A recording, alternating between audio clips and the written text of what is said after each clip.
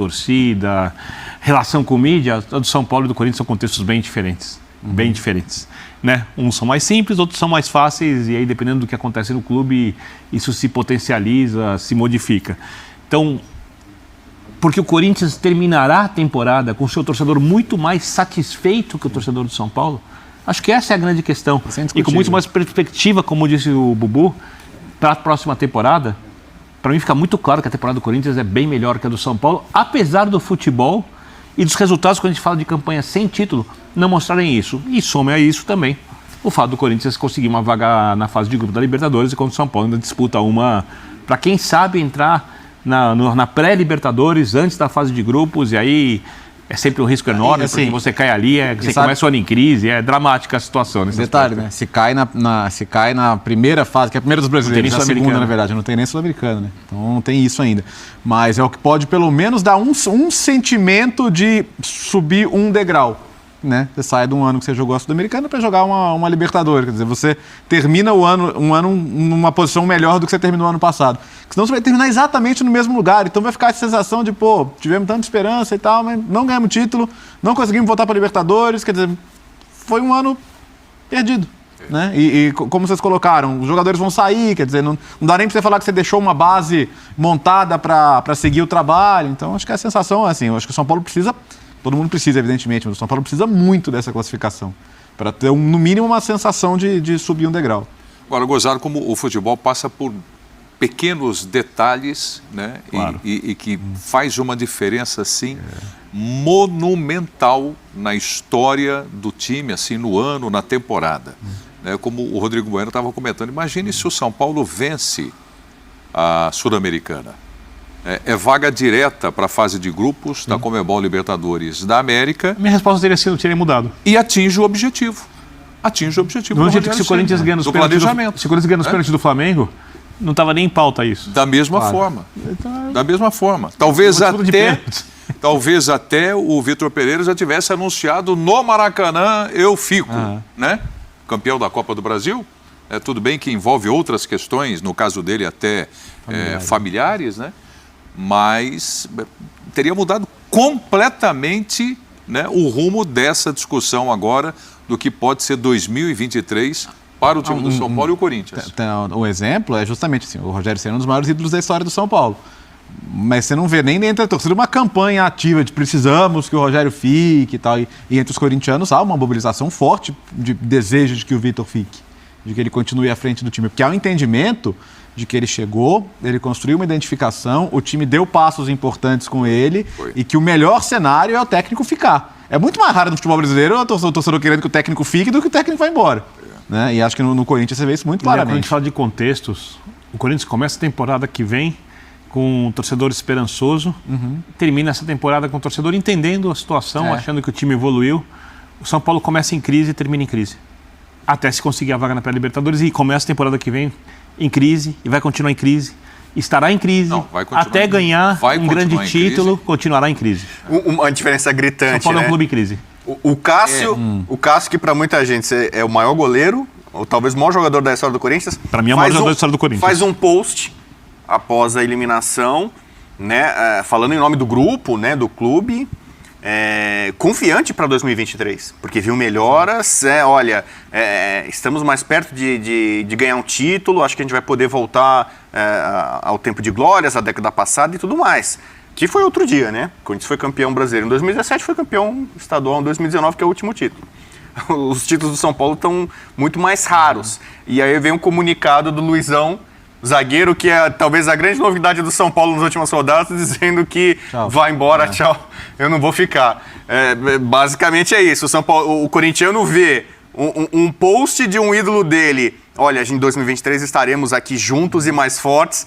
E uma esperança que teria do São Paulo, olha, boa sorte para vocês em 2023, estou indo embora. O Doug teve um contrato renovado há pouco tempo, né? Um ano e pouco. Quem? O Luizão, não teve 2 anos. O contrato renovado por um período curto. Jogador, segundo dizem, vai para a Premier League. Não se perde um jogador assim.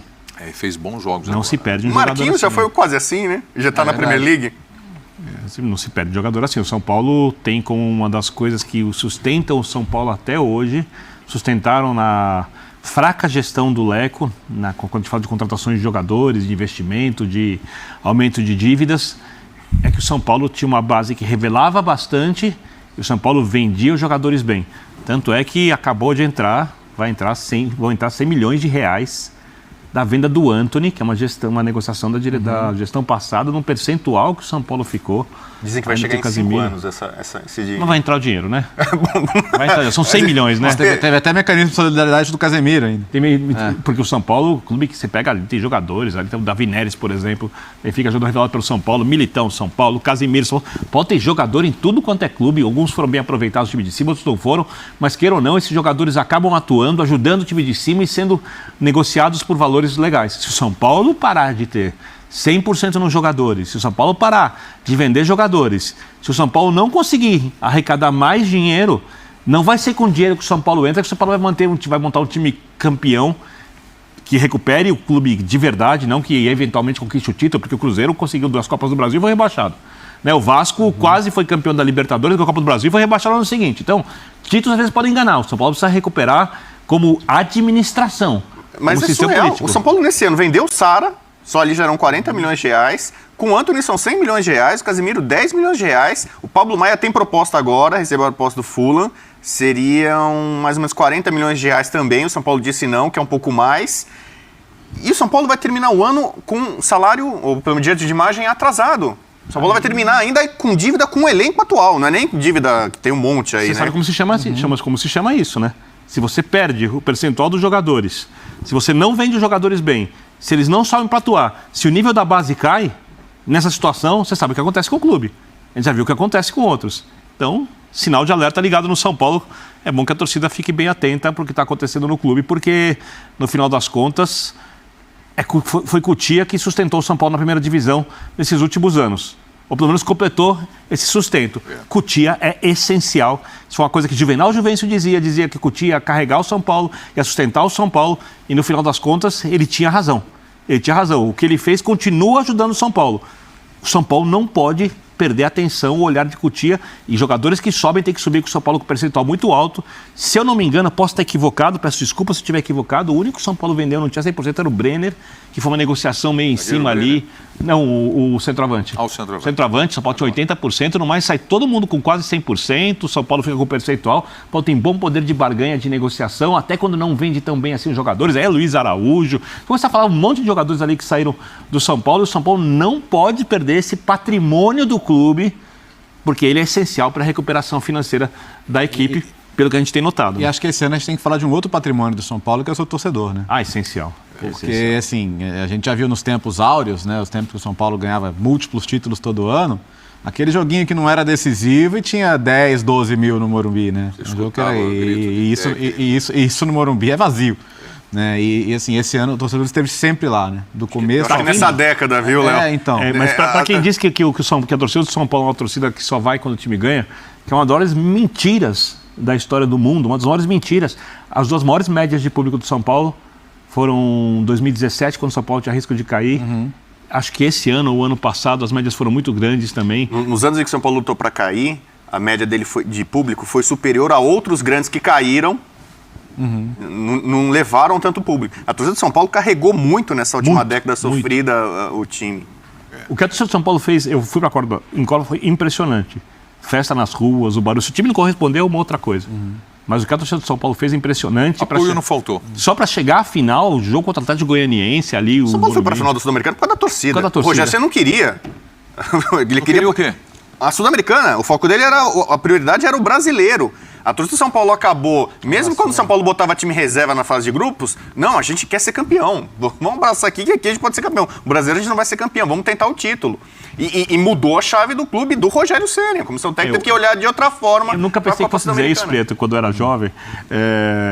Mas eu acho que todo o fanatismo do torcedor, o mais fanático, é moldado na dor. Não é moldado na conquista de títulos. Na conquista de títulos você molda a alegria, você aumenta o número de torcedores. Mas na dor você cria o fanatismo. Mas graça mesmo, a torcida do Corinthians ficou tão fanática, porque ficou 23 anos sem ganhar campeonato, 22 anos. Exatamente. E aí tem invasão do Maracanã contra o Fluminense, o título 77, épico contra a Ponte Preta, etc. A loucura. Cara, eu acho que o Birner falou uma coisa, tá vendo das coisas mais né? Mais certo é que eu agora fiquei pensando, né? O fanatismo vem na dor, velho. E é mesmo, né? Nós, torcedores de São Paulo, nós é fanático, não pela fase boa, né? Por exemplo, eu não peguei a fase boa do São Paulo, né? Então, o quê? Eu tenho 18 anos, eu não peguei a fase boa do São Paulo. E, cara, eu sou muito fanático pelo São Paulo, né? Cara, cada vez que perde, o cara dorme, fica sem dormir, mas no outro dia eu sou São Paulo até o fim, eu tenho orgulho e tal, visto a camisa. Então, o São Paulo vai voltar, né? O São Paulo vai voltar. É só alguns caras ali que estão prejudicando o São Paulo, mas São Paulo vai voltar, né? O São Paulo tem receita para isso, cara. Tem torcida para isso. É inexplicável, né, que o São Paulo esteja nessa situação financeira, né? Falando sobre o campeonato aí, eu acho que quinta-feira o São Paulo joga contra o Atlético Goianiense. Eu acho que o São Paulo vai vencer. E se Deus quiser, quarta que vem, né? Porque domingo vai ter esse negócio de política aí.